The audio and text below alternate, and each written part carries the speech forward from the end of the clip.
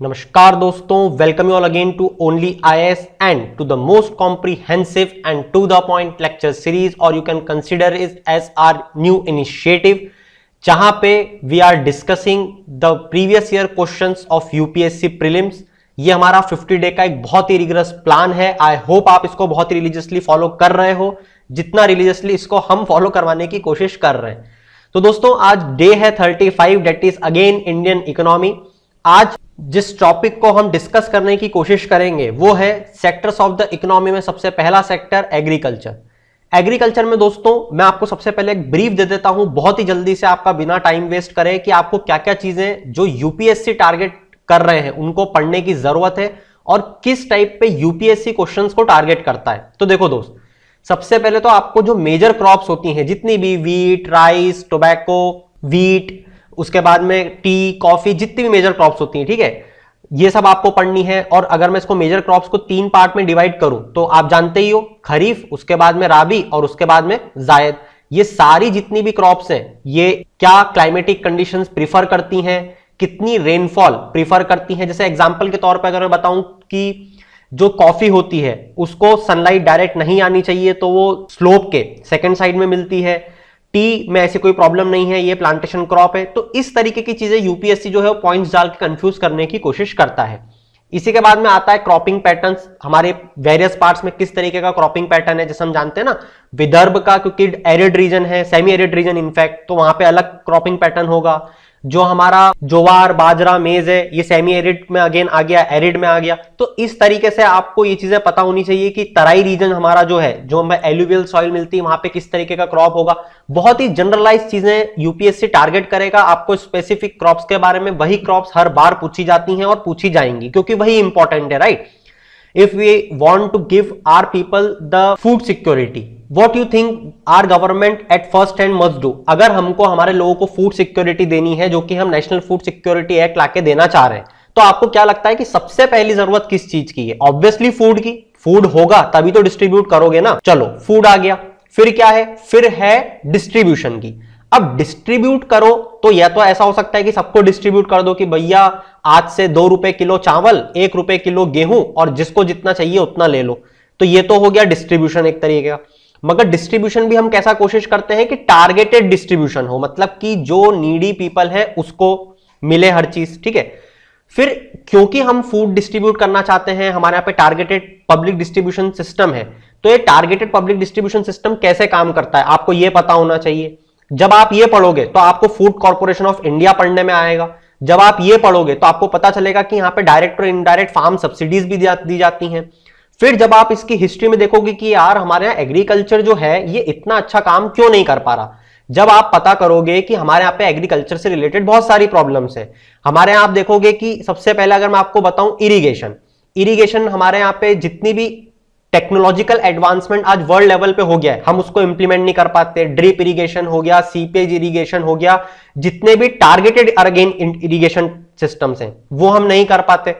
क्यों नहीं कर पाते? अगेन पैसे की प्रॉब्लम तो है ही। हमारे यहाँ पे फार्मर्स पुअर हैं, हमारे यहाँ पे शॉर्ट होल्डिंग्स है फार्मर्स के पास। चलो, यहां से क्वेश्चन उठेगा कि बताओ 1 एकड़ से नीचे हमारे यहाँ पे कितने परसेंटेज ऑफ फार्मर्स हैं जिनके पास लैंड होल्डिंग जो है वो 1% से कम है। तो ये हमको पता होना चाहिए। इसके बाद जब आप देखोगे कि यार लैंड होल्डिंग्स हमारे यहाँ पे इतनी कम क्यों है, क्यों यूएस का फार्मर ड्रोन से फर्टिलाइजर्स को स्प्रे कर देता है अपनी क्रॉप्स पे, और हमारे यहाँ पे आज भी जो काऊ मतलब गायों से, बुल से हमारे यहाँ पे जो है खेती की जा रही है, पुराने टूल्स और इंप्लीमेंट्स हड़प्पन सिविलाइजेशन के आज भी यूज कर रहे हैं। तो ऐसा क्यों हो रहा है? तो आपको पता चलेगा ये प्रॉब्लम लैंड रिफॉर्म्स के टाइम से चली आ रही है, जिसको हमारी सरकार ने करने की कोशिश की थी, मगर उसमें बहुत सारे हमने देखा कि डिसएडवांटेजेस और बहुत सारे चैलेंजेस थे जिसको हम ओवरकम नहीं कर पाए। तो ये अगेन प्रॉब्लम देखने को मिलेगी। फिर हम ग्रीन रिवॉल्यूशन लेके आए। अब ग्रीन रिवॉल्यूशन में अगेन एक डिस्क्रिपेंसी हो गई, वहां पे हमने इनइक्वालिटी कर दी। हालांकि वहां पे आपको पता चलेगा कि वीट का 500% जो है हमने प्रोडक्शन बढ़ा लिया, राइस में भी इसको बेनिफिट हुआ, मगर फिर भी बहुत सारे रीजंस ऐसे हैं अगेन क्योंकि लैंड शॉर्ट होल्डिंग्स थी। मैं ज्यादा तो नहीं बता पाऊंगा आपको, नहीं तो पूरा लेक्चर ही निकल जाएगा, ठीक है। तो शॉर्ट होल्डिंग के कारण ग्रीन रिवॉल्यूशन पूरा सक्सेसफुल नहीं हो पाया।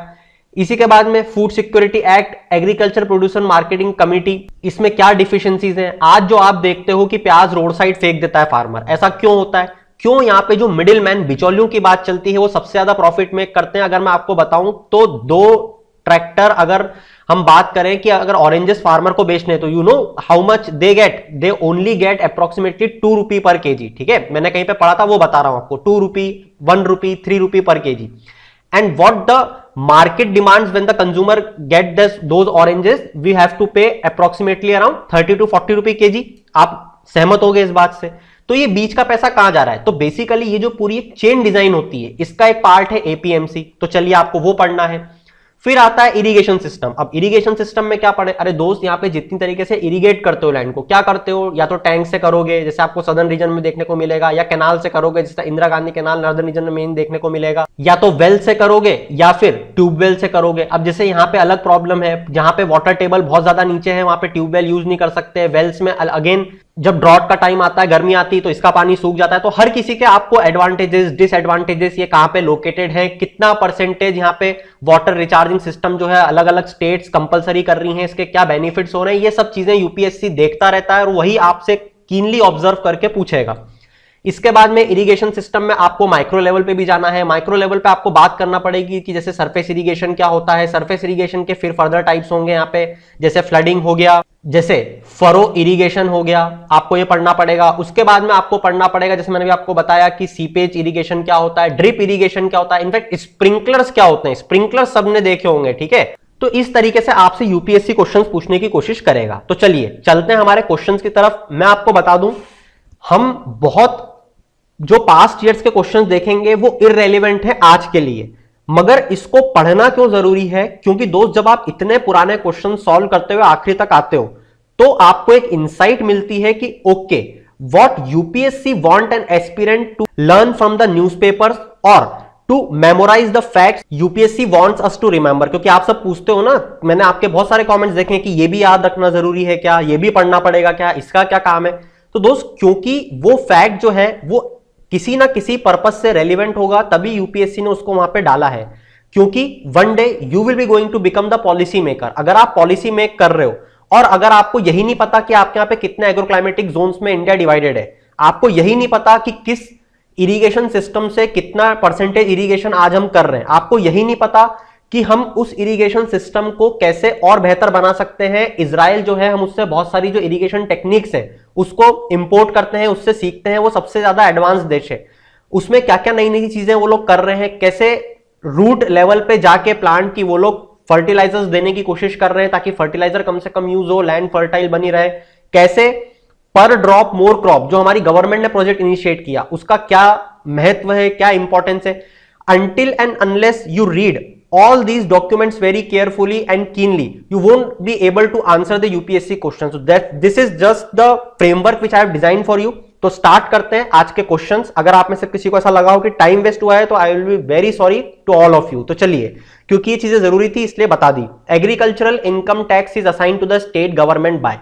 एग्रीकल्चर इनकम टैक्स को स्टेट गवर्नमेंट को असाइन किसने किया, यह सवाल है। बात करते हैं, सबसे पहला option finance commission. Finance commission पैसे का डिस्ट्रीब्यूशन करेगा, टैक्स का डिस्ट्रीब्यूशन करेगा। ठीक है, तो यहां पे इनकम टैक्स इसलिए इन्होंने डाल दिया, बहुत ही अच्छा पॉइंट बनाने की कोशिश की है। उसके बाद में national development council. National development council planning commission का फाइनल वाला पार्ट, प्लानिंग कमीशन से जो पास होके जाती थी पॉलिसी, यहां पे फाइनल डिसीजन लिया जाता था। फिर इंटर स्टेट काउंसिल, उसके बाद में कॉन्स्टिट्यूशन ऑफ इंडिया। तो दोस्तों, कॉन्स्टिट्यूशन ऑफ इंडिया, या फिर अगर मैं ऐसा बोलूं, अगर आपने लिस्ट पढ़ी हो, देखो लिस्ट को याद कैसे रखते हैं, जैसा मैं रखता हूं बता देता हूं, यूपीएससी के नाम से याद रखता हूं मैं। 7 शेड्यूल में जो लिस्ट आती है उसमें कौन कौन सी लिस्ट आती है, यूनियन लिस्ट, स्टेट लिस्ट और कॉन्करेंट लिस्ट। और ये क्या करती है, पावर डिस्ट्रीब्यूशन। तो पावर हट जाएगा और या फिर पावर पी का power distribution between U, S and C, union, state and concurrent. तो इस शेड्यूल में, इस लिस्ट में जो एग्रीकल्चर इनकम टैक्स की पावर है वो दी हुई है स्टेट्स को। ठीक है, 1995 में सवाल पूछा हुआ था, ये आप देख सकते हो। आर्टिकल 269 बोलता है कि टैक्सेस जो है on income other than agricultural income shall be levied and collected by the government of India. और एंट्री 46 जो है वो पावर दे देती है स्टेट गवर्नमेंट्स को। ठीक है, चलते हैं नेक्स्ट क्वेश्चन पे। सवाल है, इन इंडिया रूरल इनकम्स, ठीक है, रूरल की बात चल रही है, रूरल एरिया की। रूरल इनकम्स जो है वो जनरली कम होती हैं देन द अर्बन इनकम, ये तो हम सभी जानते हैं। ठीक है, which of the following reasons account for this, इसके क्या क्या रीजंस है। सबसे पहला पॉइंट पढ़ने की कोशिश करते हैं। सबसे पहला पॉइंट बोलता है कि क्योंकि हमारे जो फार्मर्स हैं वो सारे इलिटरेट हैं या फिर अनपढ़, इनको समझ लो आप। सारे नहीं बोल रहा है, वो बोल रहा है लार्ज नंबर, मतलब कि mostly, and know little about scientific agriculture, और बहुत ही कम जानते हैं साइंटिफिक एग्रीकल्चर के बारे में। जैसे कि मैंने भी आपको बताया ना कि रूट पे जाके जैसे आप फर्टिलाइजर्स दे रहे हो, ड्रिप इरिगेशन, इस तरीके से इसके बारे में बहुत कम जानते हैं। पहला पॉइंट ये समझाने की कोशिश कर रहा है। दूसरा, prices of primary products are lower than of manufactured products. हाँ, ये तो हम जानते हैं, तभी तो हम फूड प्रोसेसिंग इंडस्ट्रीज जो है उसको इतना बढ़ावा देने की कोशिश कर रहे हैं। क्यों दे रहे हैं हम फूड प्रोसेसिंग इंडस्ट्रीज को बढ़ावा देने की? क्योंकि जो प्राइमरी प्रोडक्ट्स रहते हैं, जब आलू है, आलू अगर चिप्स बनेगा तो ज्यादा में बिकेगा। 1 रुपए किलो का या तो आप आलू बेच दो, या 100 ग्राम आलू चिप्स बना के 10 रुपए में बेच दो। ठीक है, आपको पता होगा लेस पहले कितने में देता था? लेस पहले देता था 18 ग्राम ऑफ 10 रुपी। फिर आया बालाजी, बालाजी ने देना चालू किया 40 रुपी, 40 ग्राम ऑफ 10 रुपी। अब लेस भी इतना ही दे रहा है। ये क्या हुआ? ये कंपटीशन बढ़ी। ये तो एक मार्केट की बात हो गई इकोनॉमी में, मगर क्योंकि यहां पे जो प्राइमरी प्रोडक्ट है और प्राइमरी प्रोडक्ट से जब आप फाइनल प्रोडक्ट बना के बेच रहे हो, ठीक है, ये एग्जांपल इसलिए दिया ताकि आपको चीज याद रहे। ठीक है, लेज और बालाजी से मुझे कोई यहां पे स्पॉन्सरशिप नहीं मिल रही है, राइट? तो क्योंकि यहां पे जब हमने फाइनल प्रोडक्ट बना के बेचा तो 1 रुपए किलो का आलू 100 ग्राम आज 10 रुपए में आप बेच पा रहे हो, तो आपको प्रॉफिट का मार्जिन समझ में आ रहा है। इसीलिए प्राइमरी प्रोडक्ट जो है यहां पे कॉस्ट उसकी कम होती है और होनी भी चाहिए। तो चलिए, हालांकि यहां पे मैन्युफैक्चर्ड प्रोडक्ट्स आप दूसरे भी ले सकते हो जितने कैपिटल गुड्स हैं, ये सिर्फ एक एग्जांपल था समझने के लिए। अगला, investment in agriculture has been low. Agriculture में इन्वेस्टमेंट लो रहा है, हाँ बिल्कुल, when compare to investment in industry. क्योंकि इंडस्ट्री में इन्वेस्टमेंट जो है वो हैवी लगता है, वहां पे आपको मशीनरीज जो है वो परचेस करना पड़ती हैं। कैपिटल, जब आप इन्वेस्टमेंट करते हो कैपिटल इन्वेस्टमेंट, तो वो बहुत ज्यादा हैवी होता है with regarding to the agriculture. तो हाँ, ये पॉइंट हमने देखा था 5 ईयर प्लान में भी, आपने ये चीज पढ़ी होगी। तो थर्ड पॉइंट जो है वो नो डाउट हर जगह आपको दिख भी रहा है, अगर आपको नहीं भी पता तो, और ये वैसे भी सही है। तो थर्ड पॉइंट पे तो हम डिस्कशन करेंगे ही नहीं। बात आती है सेकंड, इसका मैंने आपको एग्जांपल दिया, तो ये पूछ क्या रहा है वापस से एक बार देख लेते हैं कि अकाउंट फॉर दिस। हाँ, तो सेकंड वाला पॉइंट जो है वो सही है। इसका मतलब कि आंसर अब या तो डी होगा या फिर आंसर होगा ए। तो देख लेते हैं हम ए वाले पॉइंट पे। तो देखो दोस्त, अगेन अब ये थोड़ा सा सब्जेक्टिव वाला पॉइंट है। अगर मैं यहां पे ऑप्शन मार्क करता तो मैं यहां पे जरूर यहां पे कोशिश करता मार्क करने की कि 1 वाला पॉइंट गलत हो जाता, कि साइंटिफिक एग्रीकल्चर की जो टेक्निक्स है इसके बारे में हमारे किसान जो है वो आज भी बहुत कम जानते हैं, क्योंकि ऑब्वियसली इलिटरेट है। तो ये पॉइंट मेरे हिसाब से अगर मैं आज मार्क करता तो मैं इस पॉइंट को गलत मार्क करता और मैं आंसर लगा देता डी। मगर 1996 में क्वेश्चन पूछा गया था और यूपीएससी की आंसर की के हिसाब से इसका आंसर है ए।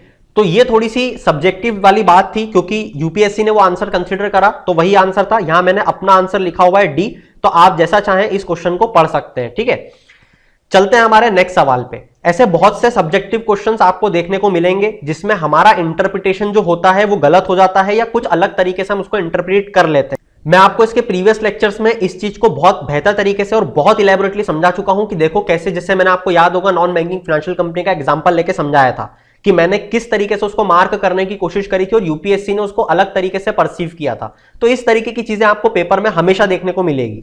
चलते हैं अगले सवाल पे। इंडियन फार्मर्स आर अनहैप्पी, वो नाखुश हैं over the introduction of terminator seed technology. Terminator seed technology basically BT cotton biotechnology से बने हुए जो सीड्स होते हैं, जो जैसे बायोटेक्नोलॉजिकल सीड होते हैं ना, जिसमें आप उनकी इफिशिएंसी एनहेंस कर सकते हो, उनकी प्रोडक्टिविटी एनहेंस कर देते हो, उसको बोलते हैं बीटी कॉटन, बीटी ब्रिंजल। ये आपको पता होगा। बीटी कॉटन अलाउड है, बीटी ब्रिंजल नहीं है, ये भी आपको पता होगा। तो इंडियन फार्मर नाखुश है because the seeds produce by this technology are expected to. तो देखो, इसका सबसे बड़ा एडवांटेज जैसा मैंने अभी आपको बताया कि प्रोडक्टिविटी और प्रोडक्शन जो है बढ़ा देता है। प्रोडक्शन बढ़ा, प्रोडक्टिविटी बढ़ी, तो किसान का हुआ फायदा। तो ये तो कोई बोलने की या समझने की बात ही नहीं है कि जो लो यील्डिंग प्लांट होते हैं वो भी अब हाई यील्डिंग हो जाएंगे, और अगर हाई यील्डिंग हो रहे हैं तो जर्मिनेशन जो है वो तो पुअर हो ही नहीं सकती। तो ये दोनों ऑप्शन जो है इसको आप एक ही बार में गलत मार्क कर सकते थे। तो हाई क्वालिटी के साथ साथ आपकी जो यील्डिंग है वो भी ज्यादा होगी, जर्मिनेशन जो है वो भी अच्छा होगा। तो ये दोनों पॉइंट तो पहले ही चले गए। चलिए चलते हैं अगले पॉइंट पे। Give rise to sexually sterile plants, मतलब कि अपने आप से वापस से जो, जैसे अच्छा पहले करंट टेक्निक समझो क्या होता है। जैसे मान लो कि एक प्लांट जो है वो उगाया, या आदमी बन गया गलती से, प्लांट उगाया, ठीक है। तो प्लांट उगाने के बाद में ये अपने आप को सीड दे देता था, ठीक है, फार्मर को, और यही सीड को वापस से फार्मर लगा के वापस नए प्लांट उगा लेता था। Simple as that. अब ये बोल रहा है कि जब ये इस टाइप के क्रॉप्स आ रहे हैं या इस टाइप के जो सीड्स आ रहे हैं जिसको आप लगा के क्रॉप बना रहे हो, अब ये जो क्रॉप क्या होते हैं, ये सेक्सुअली स्टेराइल हो जाते हैं। मतलब कि क्योंकि इसमें आपने केमिकल कैटलिस्ट का यूज करा, जिस कारण से इसके जेनेटिक डीएनए में चेंजेस आए, जिस कारण से कि क्रॉप जो है बहुत हाई यील्डिंग बन गया और हाई क्वालिटी भी दे रहा है, but for a certain period of time ये अपने जैसे प्लांट्स को रिप्रोड्यूस नहीं कर पाएगा, तो ये सेक्सुअली स्टेराइल प्लांट्स होते हैं। हाँ, ये पॉइंट अभी तक बिल्कुल सही लग रहा है। अगला, give rise to plants incapable of forming viable seeds. अब क्योंकि ये वाला पॉइंट जो है वो मैंने आपको समझाया तो आपको लग रहा होगा ये भी सही है, मगर यहां पे ध्यान दो, यहां पे बात चल रही है प्लांट्स की, यहां पे बात चल रही है सिर्फ वायबल सीड्स की। तो हमने देखा कि अगर आप डीएनए में चेंजेस करोगे तो ये सिर्फ सीड को नहीं, इनफैक्ट ये क्रॉप जो है इसको भी स्टेराइल बनाएगा, क्योंकि क्रॉप जो है, या फिर इसको अगर मैं बोलूं प्लांट, तो ये प्लांट भी सेक्सुअली स्टेराइल हो जाएगा। तो इस कारण से इन दोनों पॉइंट्स में डिफर है, बहुत ही छोटा सा डिफरेंस था। अगर हम जरा सी चूक कर देते सीड्स और प्लांट्स में तो डी ऑप्शन भी मार्क कर देते तो कोई बड़ी बात नहीं थी। इस कारण से डी वाला जो पॉइंट है वो थोड़ा सा गलत हो जाएगा और सी वाला इसका ऑप्शन करेक्ट है। अब ये बात है एग्रीकल्चर की, ठीक है, इस चीज को आपको पढ़ना पड़ेगा। इससे ज्यादा मैं आपको ये नहीं बता सकता कि प्लांट्स जो है वो कैसे देखो रिप्रोड्यूस करते हैं, सीड जो है वो कैसे पॉलिनेशन के थ्रू या फार्मर जो है वापस से लेके इसको प्लांट को उगा देता है। मैं यहाँ पे जितनी नॉलेज आपको एक क्वेश्चन में दे सकता हूं मैंने यहाँ देने की कोशिश की है। इसको आप पढ़ भी सकते हो कि टर्मिनेटर जीन जो है इसमें आप जेनेटिक सीक्वेंस जो है सीड डीएनए में चेंज कर देते हो या अपने हिसाब से अंदर डाल सकते हो। इस कारण से क्या होता है कि पूरा का पूरा जो फ्यूचर क्रॉप है वो फार्मर अब इनसे सीड लेके नहीं कर सकता, क्योंकि it render the seed and crop sterile. तो इस कारण से फार्मर को बार बार वो सीड परचेस करना पड़ेंगे और इसी पे बहुत बड़ी बड़ी कंपनी जैसे मॉन्सेंटो, अब ये क्या होगा, कुछ टाइम में ऐसा देखने को मिलेगा कि बीटी ब्रिंजल और बीटी कॉटन को अगर हम छोड़ दें कि हाँ आपको जो करना है करो फार्मर्स को, तो क्या होगा, मॉन्सेंटो पहले तो फ्री में बेच देगा। जैसे जियो हमारे यहाँ की कंपनी है इसलिए कोई प्रॉब्लम नहीं है। मॉन्सेंटो क्या करेगा, फ्री में बेच देगा। अगर उसने पूरा मार्केट कैप्चर कर लिया तो फिर तो हमको इनके पास जाना पड़ेगा। क्यों? क्योंकि अब इनके सीड्स के बिना हम दूसरी क्रॉप नहीं उगा सकते और फिर ये सीड्स को 10 गुना महंगा कर देंगे तो भी हमारे फार्मर्स को लेना पड़ेगा। तो ये पूरी एक प्रॉब्लम चल रही है हमारे यहाँ पे। चलते हैं अगले सवाल पे। देखो, consider the following statement, Maharashtra के पास में हाईएस्ट एकरेज है अंडर जोवार इन इंडिया। हाँ, ये पॉइंट बिल्कुल सही है, ये आपको लोकेशंस जो है वो मार्क करना होती हैं। अगला, Gujarat is the largest producer of groundnut in India. हाँ, ये भी सही है। देखो दोस्त, इसीलिए मैं बता रहा था कि आपको टाइप्स ऑफ क्रॉप्स जो हैं, टाइप्स ऑफ क्रॉप्स पढ़नी पड़ेंगी। अब टाइप्स ऑफ क्रॉप्स में ये आप जब पढ़ोगे तो जैसा मैंने आपको स्टार्टिंग में बताया था क्या पढ़ना है, क्लाइमेट पढ़ना है, वहां की रेनफॉल पढ़ लोगे आप, वहां का प्रेसिपिटेशन पढ़ लोगे, प्रेसिपिटेशन के बाद में सनलाइट पढ़ लोगे, मतलब कि पूरी क्लाइमेटिक सिचुएशन। इसके बाद में स्टेट्स कौन कौन से सबसे ज्यादा अग्रणी है, कौन से सबसे ज्यादा क्रॉप कौन सा स्टेट लार्जेस्ट प्रोड्यूसर है। जब आप ये पढ़ोगे तो आप खुद ही देख लोगे कि हाँ, गुजरात में ग्राउंडनट सबसे ज्यादा होता है, महाराष्ट्र में ज्वार सबसे ज्यादा होता है। वहीं जब आप राजस्थान की बात करोगे तो यू विल सी कि it is the largest area of cultivable wastelands in India. इसी के बाद में अगला जो ऑप्शन है वो आप देखोगे कि आंध्र प्रदेश जो है it has highest per hectare yield of मेज इन इंडिया। अब देखो, ये सवाल आपको लग रहा होगा कि 3 पॉइंट 4 पॉइंट डिस्कस कर ली, ये भी बोल रहे हैं वो भी बोल रहे हैं, तो ये क्या चक्कर है, ऑप्शन तो 2 ही दिए हुए हैं। क्योंकि ये क्वेश्चन पूछा हुआ है 2000 में, ठीक है। माइट बी पॉसिबल, मुझे भी नहीं पता उस टाइम किस स्टेट में क्या चीजें ज्यादा थी, मगर हाँ आपको आज ये पता होना चाहिए। तो आप मेरे को 4th पॉइंट जो है आंध्र प्रदेश वाला, ये बताओ कि मेज जो है वो सबसे ज्यादा कहां पे होती है, और इसी के बाद ज्वार, बाजरा, मेज, मस्टर्ड, सेसामम, जितनी भी चीजें हैं, पल्सेस, ऑयल सीड्स, ये सब मेरे को कमेंट बॉक्स में अगर आप चाहो तो रिवीजन के तौर पर अगर कोई सबके लिए बता दे तो बहुत बेहतर है, क्योंकि आपको आज ये क्वेश्चन पूछा जाएगा, राइट। ये क्वेश्चन है 2000 का, और जैसा मैंने आपको स्टार्टिंग में बताया था कि we are taking here the insight what UPSC want us to remember. तो इस तरीके से आपको ये क्वेश्चन आज भी पूछा जा सकता है। अगला सवाल, consider the following statements regarding the procurement of food grains. Fruit grains के प्रोक्योरमेंट की बात चल रही है, गवर्नमेंट ऑफ इंडिया जो करती है। अगेन देखो, जैसे गवर्नमेंट ऑफ इंडिया आया, यहाँ पे एफसीआई बाय डिफॉल्ट आपको दिमाग में आ जाना चाहिए, ठीक है। It follows a procurement target rather than an open ended procurement policy. अब सबसे पहले तो ये समझो कि प्रोक्योरमेंट और ओपन एंडेड प्रोक्योरमेंट क्या होता है, या फिर टारगेट क्या होता है, टारगेट प्रोक्योरमेंट क्या होता है। तो टारगेट प्रोक्योरमेंट मतलब जैसे कि हमारी गवर्नमेंट ने बोल दिया कि हम 500 टन लेंगे, ठीक है, ऐसा नहीं होता। ओपन प्रोक्योरमेंट होता है हमारे यहाँ, मतलब कि जितना भी गेहूं है, जितना भी वीट है, ठीक है, राइस है, वीट है, ये सब हम लेके आएंगे, या मतलब कि जो भी लोग हमको देने आएंगे हम उनसे लेंगे। कैसे लेंगे? गवर्नमेंट क्या है कि पहले ही हर साल एमएसपी जो है वो तय कर देती है। अच्छा, ये भी सवाल आपसे पूछा जा सकता है क्योंकि एमएसपी अभी बहुत ज्यादा न्यूज में था, आपने सुना होगा राजनाथ सिंह जी का बयान भी कि वी आर गिविंग फार्मर्स 150%। ठीक है, सुना है कि नहीं सुना है? तो मिनिमम सपोर्ट प्राइस जो है, इस पे सवाल उठेगा कि मिनिमम सपोर्ट प्राइस कौन रिकमेंड करता है, कौन फाइनल करता है, तो ये भी आपको पता होना चाहिए। तो एमएसपी जो है हमारी सरकार साल के पहले ही बता देती है कि हम एमएसपी देंगे। एमएसपी देंगे तो ये ओपन एंडेड होती है कि जो भी लाएगा उसको एमएसपी के रेट से दे के हम उसका अनाज, उसके सीरियल्स ले लेंगे। ठीक है, तो ये वाला जो पॉइंट है बिल्कुल सही है, ये बिल्कुल गलत हो गया। ठीक है, कैसे? क्योंकि हमारी जो गवर्नमेंट है वो टारगेट प्रोक्योरमेंट नहीं करती है, ओपन एंडेड प्रोक्योरमेंट करती है। अगेन, अब ये क्वेश्चन है 2004 का। अब 2004 में मुझे भी नहीं पता कि हमारी गवर्नमेंट क्या करती थी, मतलब कि ओपन एंडेड प्रोक्योरमेंट करती थी या टारगेट प्रोक्योरमेंट करती थी, अगर कुछ फूड क्रॉप्स का, फूड ग्रेन्स का टारगेट प्रोक्योरमेंट भी करती थी क्या, ये मुझे नहीं पता। ठीक है, तो उस रिस्पेक्ट में अगर आप 2004 में जाके आंसर देखोगे तो माइट बी पॉसिबल मेरा आंसर गलत हो जाए, मगर आज के रिस्पेक्ट में मैं आपको बता रहा हूं कि अगर क्वेश्चन आएगा तो आपको आंसर क्या मार्क करना है। ठीक है, पहली। दूसरा, हाँ, तुम बता दिया ना, ये ऑप्शन गलत हो जाएगा। ठीक है, अभी के रिस्पेक्ट में। दूसरा point, government of India announces minimum support price only for cereals. अब ये ओनली फॉर सीरियल्स भी गलत हो जाएगा। अगेन बता रहा हूं, अभी के रिस्पेक्ट में। क्यों? क्योंकि हम सीरियल्स हम पल्सेस के लिए भी देते हैं। ठीक है, तो ये पॉइंट भी गलत हो जाएगा, ओनली वाला। बात करते हैं थर्ड की। अच्छा, आंसर तो आपको वैसे मिल ही गया है, आंसर है डी, 3 ओनली, मगर फिर भी थर्ड पॉइंट पढ़ के समझने की कोशिश करते हैं कि for distribution under targeted public distribution system, wheat and rice are issued by the government of India at a uniform central issue price to the state and union territories. तो हाँ, आप न्यूज में पढ़ते रहते हो, मैंने आपको भी जस्ट स्टार्टिंग में बताया था कि कैसे पीडीएस के थ्रू ये डिस्ट्रीब्यूशन सिस्टम है और काम करता है टारगेटेड बेसिस पे। तो 3 ओनली वैसे भी आंसर था और ये पॉइंट मैंने आपको वैसे भी बताया। तो इस तरीके से आप देख सकते हो कि आज के टाइम पे मिनिमम सपोर्ट प्राइस जो है, जैसे उस टाइम का है 22 क्रॉप्स। अब आप मुझे बताओ कि आज की तारीख में मिनिमम सपोर्ट प्राइस जो है वो कितने क्रॉप्स के लिए हमारी सरकार दे रही है। चलो मैं ऑप्शन दे देता हूं, 31, 32, 33, 34। ठीक है, इसी के बाद में फूड कॉर्पोरेशन ऑफ इंडिया। देखो दोस्त, एक्चुअल में क्या है ना कि जो हमारा पब्लिक डिस्ट्रीब्यूशन सिस्टम है, इसका पूरा प्रोसेस पढ़ो।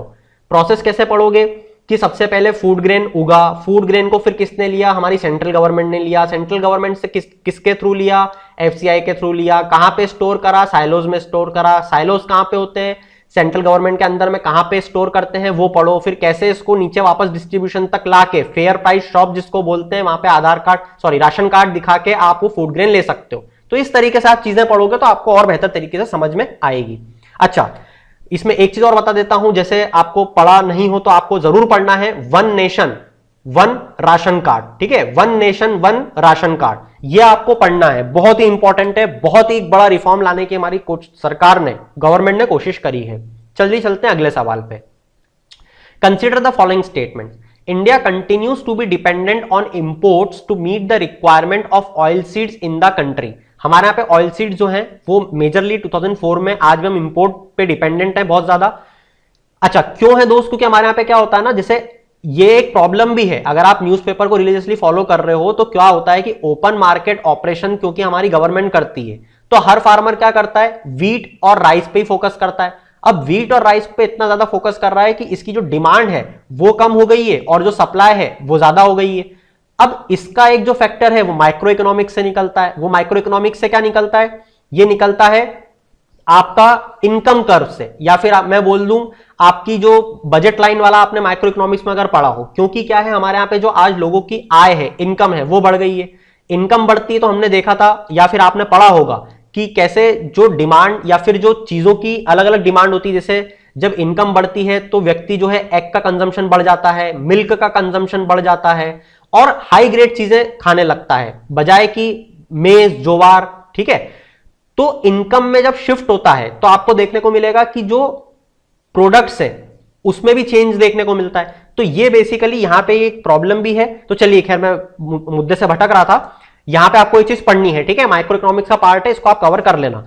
तो क्योंकि हम पल्सेस पे, ऑयल सीड्स पे डिपेंडेंट है, क्योंकि हमारे उगा नहीं रहे फार्मर, हमने बता ही दिया आपको रीजन। तो क्यों?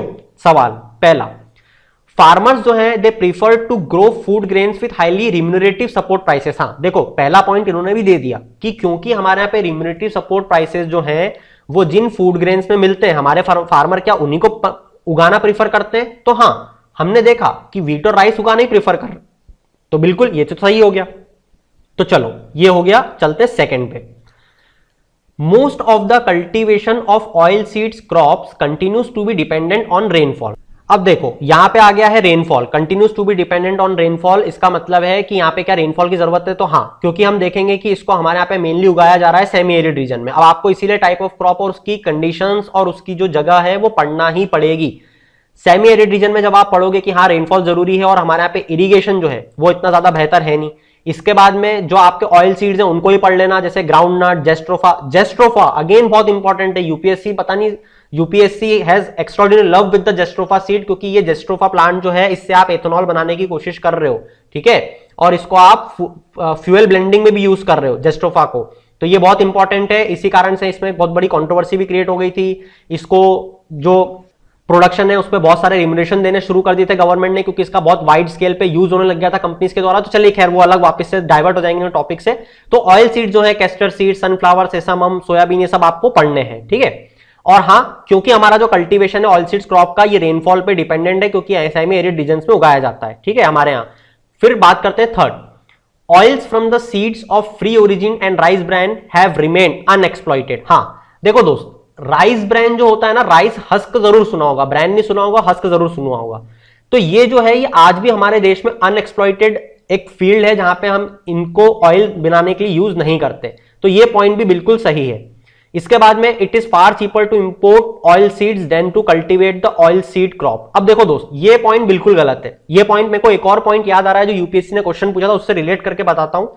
एक बार यूपीएससी ने क्वेश्चन पूछा था कोल से, इनफैक्ट 2017-18 में ये क्वेश्चन आया था, मैं ईयर भूल गया हूं, 17 या 18 का है वो क्वेश्चन था कि हम कोल इंपोर्ट करते हैं। अब फोर्थ पॉइंट या थर्ड पॉइंट उस ऑप्शन में लिखा हुआ था कि जो कोल हम इंपोर्ट करते हैं वो इसलिए करते हैं ताकि हमारा कोल हम बचा के रख रहे हैं कि बाद में यूज करेंगे। तो इस तरीके क्या होता है, वेग पॉइंट भी यूपीएससी बना देती है, बैठे तो रहते हैं, नॉलेज भी खतरनाक है तो बना देते हैं पॉइंट। तो ये फोर्थ पॉइंट इस कारण से गलत है, ये बहुत वेग सा पॉइंट है, इस कारण से इसका आंसर हो जाएगा बी, 1, 2 एंड 3। तो ये इसका जवाब था। जल्दी जल्दी से इसको खत्म करने की कोशिश करते हैं। देखो, कंसीडर द फॉलोइंग स्टेटमेंट। सबसे पहला है कि commission for agriculture cost and price जो है CACP जिसको बोलते हैं, ठीक है, आपने नहीं सुना हो तो CACP जरूर सुना होगा, ये रिकमेंड करता है MSP। देखो दोस्त, अब ये अगेन एक क्वेश्चन बन जाता है। CACP जो है वो रिकमेंड करता है, cabinet committee on economic affairs जो है, ये गलती से लिखा गया CCEA, ये जो है ये MSP को अप्रूव करती है। इसमें क्रॉप कितने आते हैं यहां पे मत देखो, मुझे नीचे कमेंट बॉक्स में बताओ। तो इस तरीके से cabinet committee on economic affairs जो है ये फाइनलाइज करती है, रिकमेंड करने वाली CACP होती है, और इस तरीके से ये जो पॉइंट है ये बिल्कुल सही हो जाता है। अगला, union ministry of consumer affair, food and public distribution जो है इसने लॉन्च किया था नेशनल फूड सिक्योरिटी मिशन, और ये पॉइंट बिल्कुल गलत हो जाता है। जितना पॉइंट ये सही है उतना ही पॉइंट ये गलत है, क्योंकि मिनिस्ट्री ऑफ एग्रीकल्चर ने इस चीज को लॉन्च किया था। तो ये पॉइंट हो जाएगा गलत, 2 वाला, 1 हो जाएगा सही, आंसर हो जाएगा A, 1 ओनली। और मैं 1 ओनली इसलिए बोल रहा हूं क्योंकि ये 32 क्रॉप वाला जो क्वेश्चन है, ये पॉइंट माइट बी पॉसिबल गलत भी हो सकता है, क्योंकि मुझे आप क्वेश्चन, ये आपका क्वेश्चन है आज का कि MSP में कितने क्रॉप्स आते हैं, इस कारण से मैं फर्स्ट पॉइंट सही लगा रहा हूं, क्योंकि मैंने 32 क्रॉप वाला पॉइंट छोड़ दिया है, ठीक है। तो जब आप मुझे नीचे कमेंट बॉक्स में बताओगे कि कितने क्रॉप्स जो हैं वो MSP के अंडर में आते हैं, उसी के बाद में इस क्वेश्चन का आंसर भी बताना, क्योंकि ये वाला पॉइंट तो सही है, वो मैंने आपको बता दिया कि CACP रिकमेंड करता है MSP के बारे में। मगर क्या हमारे यहाँ पे MSP में 32 क्रॉप्स हैं, तो ये आपके आंसर पर डिपेंड करेगा कि अब ये वाला पॉइंट जो है वो सही होगा या गलत होगा। मगर 32 क्रॉप्स हटा दूं तो ये पॉइंट मेरे हिसाब से सही है। तो कमेंट बॉक्स में देखते हैं अब इसका आंसर क्या है। चलते हैं अगले सवाल पे। Consider the following statement, following statement को देखो, ठीक है, देख लेते हैं। The union government fixes the statutory minimum price of sugar cane. हाँ, गवर्नमेंट करती है। अच्छा, एक चीज और ध्यान रखना दोस्तों कि जब शुगर केन के लिए करती है तो इसको MSP मत बोलना, उसको बोलते हैं फेयर एंड रिम्यूनरेटिव प्राइस। मैं ये मान के चल रहा हूं कि फेयर एंड रिम्यूनरेटिव प्राइस का जो पूरा प्रोसेस होता है कि गवर्नमेंट जो है वो मिल ओनर को पैसे दे देती है, मिल ओनर जो है वो फार्मर्स को नीचे डाइवर्ट ट्रिकल डाउन कर देता है, वही पैसा जितने अमाउंट पे सरकार बोलती है कि आपको इतना प्रोक्योर करना है इतने पैसे में। तो ये जो पूरी प्रोसेस है ये आप जानते होगे, और इसकी जितनी भी कंट्रोवर्सीज है वो भी आप जानते होगे, क्योंकि लेक्चर बहुत ज्यादा बड़ा हो जाएगा और उसको मैं यहाँ पे ले लूंगा। तो वो आप अपनी तरफ से थोड़ी सी मेहनत करना। मैं आपको जल्दी से बताता हूं कि क्वेश्चन क्या है, कि यूनियन गवर्नमेंट जो है वो statutory minimum price sugar cane की हर शुगर सीजन में डिसाइड करती है। हाँ, बिल्कुल करती है। FRP, fair and remunerative price बोलते हैं, ठीक है। अगला, शुगर और शुगर केन जो है ये इसेंशियल कमोडिटीज में आती है under the essential commodities act. हाँ, अभी तो फिलहाल आ रही है, फ्यूचर में हो सकता है गवर्नमेंट निकाल दे। तो आज के हिसाब से अगेन ये जो सवाल है इसके दोनों पॉइंट सही हैं, इसका आंसर है सी। चलते हैं अगले सवाल पे। With reference to micro irrigation, देखो दोस्त आ गया माइक्रो इरिगेशन। माइक्रो इरिगेशन क्यों इंपॉर्टेंट है? क्योंकि हमारे प्रधानमंत्री जी को इंपॉर्टेंट लगता है, क्योंकि वो हर स्टेज पे जाके बोलते हैं पर ड्रॉप मोर क्रॉप, हर बूंद पे जो क्रॉप उग रही है वो ज्यादा होनी चाहिए, बेसिकली एफिशिएंसी बढ़ानी है इरिगेशन की। तो देखो इस तरीके से होता है आपका जो स्प्रिंकलर सिस्टम है वो, ठीक है, पानी जो है वो ऐसा लगता है कि बारिश हो रही है। ये सबने देखा होगा, मैं ये अज्यूम करके चल रहा हूं। तो माइक्रो इरिगेशन के हिसाब से नीचे दिए हुए स्टेटमेंट से बताओ कि कौन से सही हैं। पहला, फर्टिलाइजर या न्यूट्रिएंट लॉस जो है ये रिड्यूस हो सकता है। हाँ देखो दोस्त, जब आप सरफेस इरिगेशन पढ़ोगे इसमें आप देखोगे फ्लड वाली जो मेथड होती है, फरो वाली जो मेथड होती है, इसमें क्या होता है न्यूट्रिएंट लॉस जो है वो हो सकता है क्योंकि एक फ्लड जैसी सिचुएशन आप क्रिएट कर देते हो, ठीक है। कभी कभी ऐसा भी होता है कि फ्लडिंग अगर ज्यादा हो जाती है तो सॉल्ट जो होता है हमारे अर्थ में नीचे का क्रस्ट में वो ऊपर आ जाता है, और अगर ऊपर आ जाता है तो ये लैंड को अगेन इनफर्टाइल बना देता है। ये भी एक प्रॉब्लम है, ठीक है। तो आपको ये सब पढ़ना है। सेकंड पॉइंट क्या बोलता है कि it is the only means of irrigation in dry land farming. देखो ओनली आया तो ये ऑप्शन तो पहले ही गलत हो गया, मगर उसके बाद भी मैं आपको एक्सप्लेन अगर करके बताऊं कि क्या ड्राई लैंड फार्मिंग में क्या ये एक लौता ऐसा ऑप्शन है, तो ये तो हो ही नहीं सकता। हमारे इरिगेशन सिस्टम में बहुत सारे ऑप्शंस हैं, ठीक है। उसके बाद में थर्ड, कुछ area in some areas of farming receding of ground water table can be checked. मतलब कि कुछ एरिया में जहां पे हम फार्मिंग करते हैं वहां पे अगर ग्राउंड वाटर टेबल जो है उसको नियंत्रित करा जा सकता है। हाँ बिल्कुल, क्योंकि यहां पे पानी का यूसेज जो है वो बहुत कम हो जाएगा, ठीक है। तो इस तरीके से यहां पे आपको देखने को मिलेगा कि 1 एंड 3 ओनली वाला, ठीक है, क्योंकि 2 तो हमने गलत कर ही दिया था, तो ये दोनों पॉइंट तो अपने आप ही अड़ गए थे। इसी के साथ में थर्ड पॉइंट में हमने देख लिया, तो आंसर हो जाएगा सी 1 एंड 3। फर्स्ट स्टेटमेंट क्यों करेक्ट है देख लो, क्योंकि इरिगेशन फर्टिलाइजेशन जो है it can be used to check the loss of nutrient. Second statement incorrect है। और थर्ड वाले पॉइंट में हमने देखा कि कैसे वाटर टेबल जो है उसको रेज करा जा सकता है। चलते हैं अगले सवाल पे। अगेन एक फैक्चुअल क्वेश्चन देखने में दिख रहा है। Among the following state, in state में से देख के बताओ कि which one has the most suitable climatic conditions for the cultivation of a large variety of orchids with minimum cost of production and can develop an export oriented industry in this field. अब देखो यहां पे ये सवाल तो मुझे भी नहीं आता, ये क्या बोल रहा है मुझे समझ में भी नहीं आ रहा है, बिल्कुल सच्ची बात बता रहा हूं। मगर हाँ मैंने एक चीज पढ़ी हुई है कि जैसे ही मेरे सामने ऑर्किड जैसा शब्द है, जैसे फ्रूट्स आ गए, ठीक है, तो ऑर्किड जैसे ही आया तो मुझे सबसे पहले याद आती वर्ल्ड ज्योग्राफी। वर्ल्ड ज्योग्राफी में मुझे एक चीज याद आती है जो मेरा सबसे फेवरेट मौसम भी है और जो सबसे फेवरेट पिक्चर भी है, मेडिटेरेनियन वाला। मेडिटेरेनियन रीजन जो है वहां पे होते हैं हमारे सबसे ज्यादा ऑरेंजेस, आपको याद आ ही गया होगा वो जीसी लियोंग वाला पिक्चर। तो उस ऑर्किड्स में आपको जो क्लाइमेट लग रहा है वो कौन सा लग रहा है? मेडिटेरेनियन। मतलब कि आपको एक एल्टीट्यूड लगेगा और थोड़ा ठंडा मौसम लगेगा। और अगर वो मैं देखने जाऊं तो मुझे सिर्फ एक ये वाला जो मार्क है अरुणाचल प्रदेश वाला, ये वो पॉइंट या फिर ये वो स्टेट दिख रहा है जहां पे cultivation of orchids can be a suitable condition. तो इस कारण से इसका आंख बंद करके मुझे अगर ये कोई भी चीज पता नहीं होती तो मैं अरुणाचल प्रदेश इसका आंसर जाके लगा सकता था, और यही इसका बहुत अच्छा लॉजिक भी है, ठीक है। तो इसका आंसर आप देख लीजिएगा। चलते हैं अगले क्वेश्चन पे। गवर्नमेंट ऑफ इंडिया जो है वो एनकरेज कर रही है कल्टीवेशन ऑफ सी बकथॉर्न। ये सी बकथॉर्न ऐसे वाला फ्रूट है, ठीक है। इस प्लांट का इंपॉर्टेंस क्या है 2012 में, क्योंकि ये न्यूज में होगा, इस कारण से ये जो सवाल है ये आया होगा। चलते हैं इसके पॉइंट पे जल्दी से देख लो, क्योंकि आज के टाइम पे रेलिवेंट नहीं है, मगर जैसा मैंने बताया आपको इंसाइट मिलेगी कि अगर आज कोई प्लांट बहुत ज्यादा न्यूज में चल रहा है या 2-3 बार आया है न्यूज़पेपर में, तो आपको वो किस तरीके से पढ़ना है। सबसे पहला कि ये कंट्रोल करता है सॉइल इरोजन एंड प्रिवेंट करता है डेजर्टिफिकेशन होने से। ये बायोडीजल का रिच सोर्स है, न्यूट्रिशनल वैल्यू रखता है, कोल्ड एरियाज और हाई एल्टीट्यूड में कंडीशंस को, क्लाइमेटिक कंडीशंस को अडाप्ट कर लेता है। साथ ही इसकी जो टिम्बर, इसकी जो लकड़ी है उसकी कमर्शियल वैल्यू भी बहुत ज्यादा है। तो ये सारे टाइप के जो पॉइंट्स हैं, अगली बार आप कोई भी पॉइंट या कोई भी प्लांट पढ़ो तो आप ये चीजों पे ध्यान रखोगे कि क्या क्या उसकी इंपॉर्टेंस है। कमर्शियल, मेडिसिनल अगर है तो फिर उसको घोट ही लेना, बिल्कुल रट लेना, क्योंकि मेडिसिनल प्लांट्स और अगर वो न्यूज में है तो यूपीएससी जरूर पूछती है। उसके बाद में अगर उसमें कोई किसी तरीके की डिजीज फैल रही है तो आपको वो भी पढ़ना होती है। इसी के बाद में अगर उसमें किसी फर्टिलाइजर या सॉइल न्यूट्रिएंट्स का लॉस हो रहा है आपको वो भी पढ़ना होता है। किसी चीज में न्यूट्रिशनल वैल्यू में वो बहुत ज्यादा है तो आपको वो भी पढ़ना होता है। तो इस तरीके से आपको ये चीज एग्रीकल्चर वाला पार्ट कवर करना है। ये थोड़ा सा टिपिकल होता है, मुझसे बहुत सारे डाउट्स भी पूछते हैं कि ये जो एग्रीकल्चर वाला पार्ट होता है इसको कैसे कवर किया जाता है, तो इसको ऐसे कवर किया जाता है। इस कारण से ये चीजें मैं आपके सामने यहाँ पे ले रहा हूं। अगला सवाल बहुत ही इंपॉर्टेंट है। UPSC might be as far as I remember had already asked this question 2 times, right? तो in the context of food and nutritional security of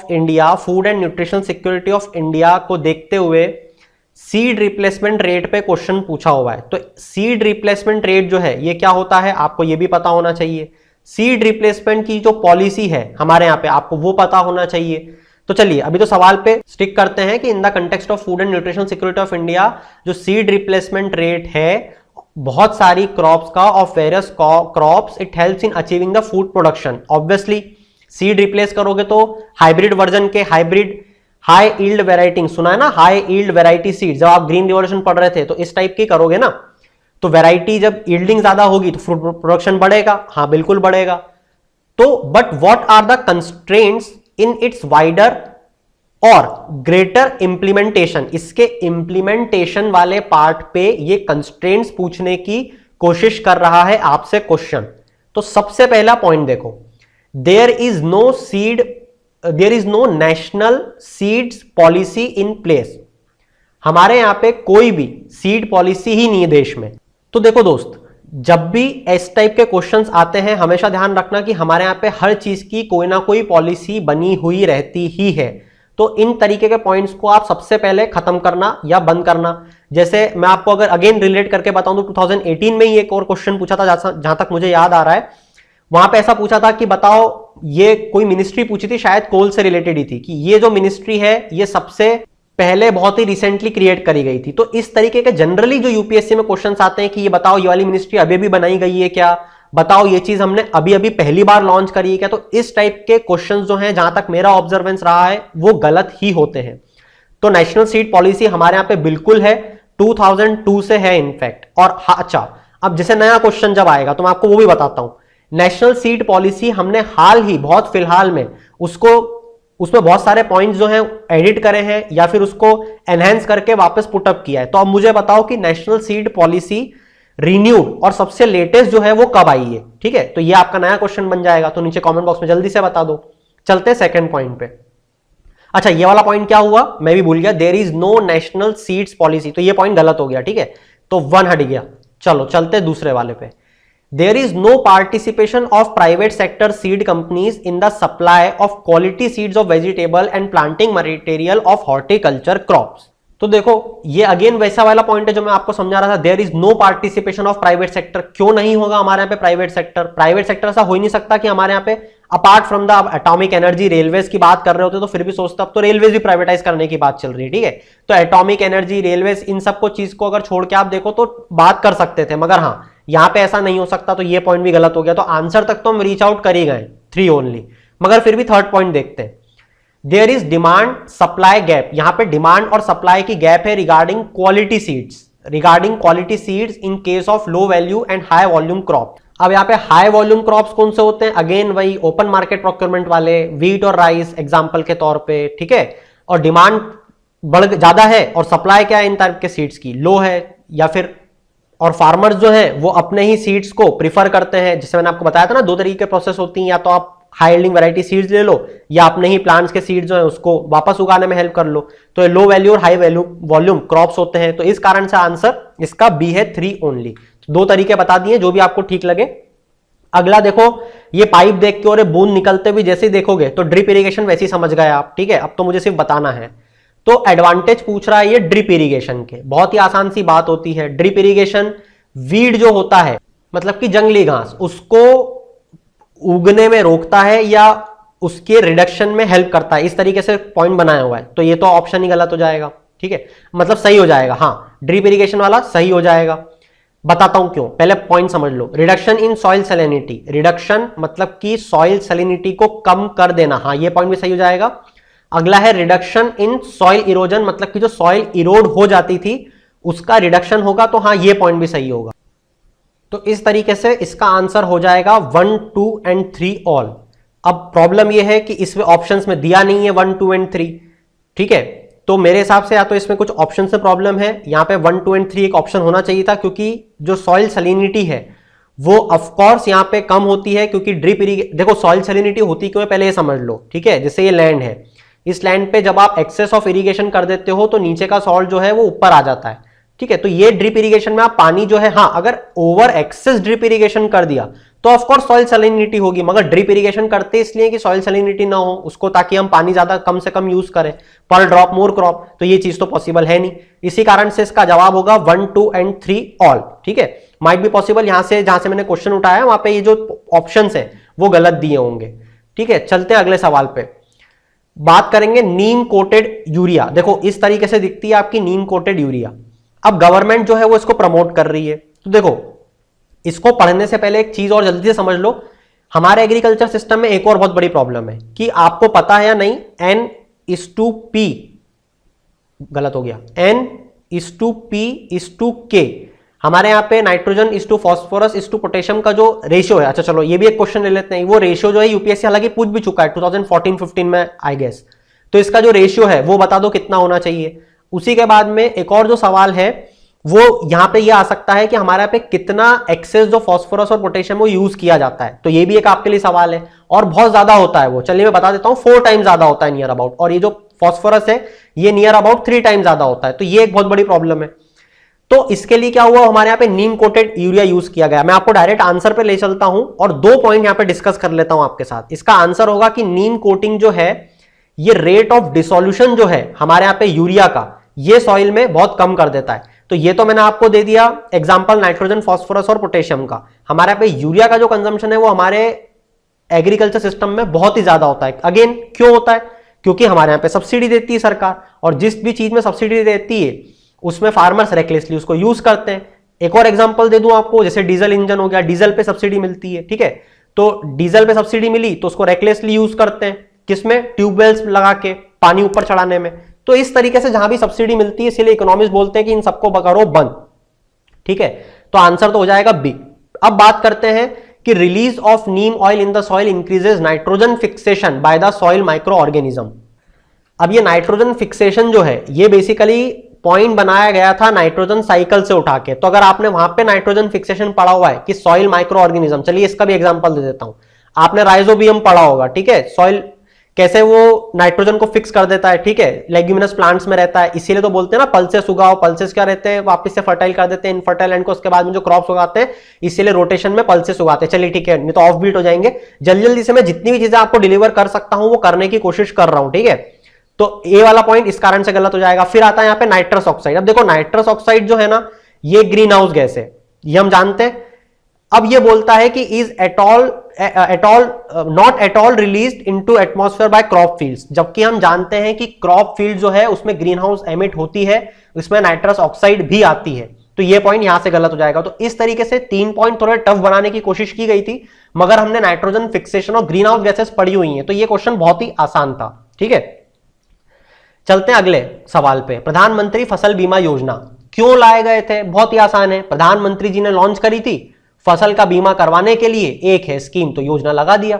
अब इसके पॉइंट्स क्या हैं, इस पॉइंट में, इस स्कीम में फार्मर जो है उसको एक यूनिफॉर्म प्रीमियम पे करना पड़ेगी 2% फॉर एनी क्रॉप। देखो एनी आ गया तो ये गलत हो गया, चलो ये तो एक स्लैंग हो गया कि हमने पकड़ लिया, एनी ओनली जो भी आएगा गलत है। मगर ये गलत क्यों है, क्योंकि दोस्त जो प्रीमियम है वो हर किसी के लिए अलग है। जैसे 2% खरीफ, 1.5% राबी, 5% हॉर्टिकल्चर क्रॉप, तो इस तरीके से अलग अलग प्रीमियम भरता है हमारा किसान। तो ये पॉइंट सरासर गलत हो गया। अगला, this scheme covers post harvest losses arising out of cyclones and unseasonal rains. हाँ, ये पोस्ट हार्वेस्ट करता है, ये प्री हार्वेस्ट भी करता है, ये और भी बहुत सारे डिजास्टर्स को अपने साथ लेके चलता है। ये प्रधानमंत्री फसल बीमा योजना में दिया हुआ है। ये पॉइंट बिल्कुल सही है, आंसर हो जाएगा सी। बोथ 1 एंड नहीं, सी नहीं होगा, 1 गलत है, 2 सही है, 2 ओनली, आंसर हो जाएगा बी, 2 ओनली, ठीक है। अच्छा, यहां पे मैंने आपके लिए रेफरेंस के लिए लगा भी दिया है कि ये देखो यहाँ पे प्री सोइंग लिखा हुआ है, ये पीआईबी से उठाया है मैंने। इस स्कीम में कॉम्प्रिहेंसिव रिस्क कवरेज है प्री सोइंग और पोस्ट हार्वेस्ट दोनों, ठीक है। और 2% खरीफ, 1.5%, 5% जो भी मैं बता रहा था। और इसी के साथ साथ अब क्वेश्चन यहां से ही बन सकता है, ये अभी तक नहीं पूछा है कि सेंट्रल स्टेट गवर्नमेंट का क्या रहता है, तो 50:50 बेसिस, ठीक है। तो ये था इस सवाल में। अगले चलते हैं नेक्स्ट सवाल। देखो बहुत ही आसान सा है, एलपीजी मॉडल लिबरलाइजेशन के बारे में बात चलेगी। सवाल पूछता है कि which of the following have occurred in India, इनमें से क्या क्या चीजें हुई हैं इंडिया में लिबरलाइजेशन के बाद, जो कि हमारी इकोनॉमिक पॉलिसी थी 1991 की, ठीक है। तो क्या थी देख लेते हैं। Share of agriculture in GDP increased enormously. अब इनॉर्मसली मतलब कि जीडीपी का जो शेयर है हमारे एलपीजी मॉडल आने के बाद में वो एग्रीकल्चर का बढ़ गया, जबकि हम तो जानते हैं हमारा कौन सा सर्विस सेक्टर, सॉरी आंसर ही बता दिया मैंने, हमारा कौन सा सेक्टर ज्यादा प्राइम इंपॉर्टेंस में आ गया है, फाइनेंशियल टेक्नोलॉजी, उसके बाद में आईटी सेक्टर, और कौन से सेक्टर में आता है, सर्विस सेक्टर में। तो कंट्रीब्यूशन किसका ज्यादा है आज की तारीख में, सर्विस सेक्टर, टर्शरी जिसको हम बोलते हैं। तो ये तो हटाओ, ये गलत हो गया, ठीक है। फर्स्ट पॉइंट गया, फर्स्ट गया मतलब ये पॉइंट और ये पॉइंट चले गए। अब पूरा दामोदार टिका हुआ है फोर्थ वाले पे। इंडिया का फॉरेन एक्सचेंज रिजर्व जो है वो बड़ा है, हाँ आज कितना है, मोर देन $460 बिलियन, जानते हैं हम लोग ये चीज। तो ये तो बिल्कुल सही बात है, तो 4 आंसर सही है, इसका मतलब आंसर तो बी है। अब आप आंसर तक तो पहुंच गए। बात कर लेते हैं 2 और 3 पे। देखो एफडीआई इनफ्लो जो है क्या वो हमारे यहां बड़ा, हाँ बिल्कुल बड़ा है। इसी के बाद में इंडिया एक्सपोर्ट जो है वो बड़ा है क्या, हाँ इंपोर्ट भी बड़ा है, एक्सपोर्ट भी बड़ा है, तो ये पॉइंट भी सही है। इस तरीके से आंसर आपका हो जाएगा B. So this is all about in today's lecture. I hope आपने बहुत सी चीजें सीखी होंगी, बहुत सी चीजें आपको समझने को मिली होंगी। इसी के साथ साथ मोटिवेशन के लिए मुझे आज जरूरत नहीं लगी कि कोई भी कोट की जरूरत है, आप ऑलरेडी इतने मोटिवेटेड होने चाहिए कि आपकी 31 मई को अगर यूपीएससी प्रीलिम्स कंडक्ट होने वाली है तो आप मोटिवेटेड नहीं शॉक में होगे, और आपकी पढ़ाई जो है वो जस्ट डबल स्पीड से चल रही होगी, मैं ये आशा करता हूं। So in the end keep shining, have a good day, thank you for hearing us.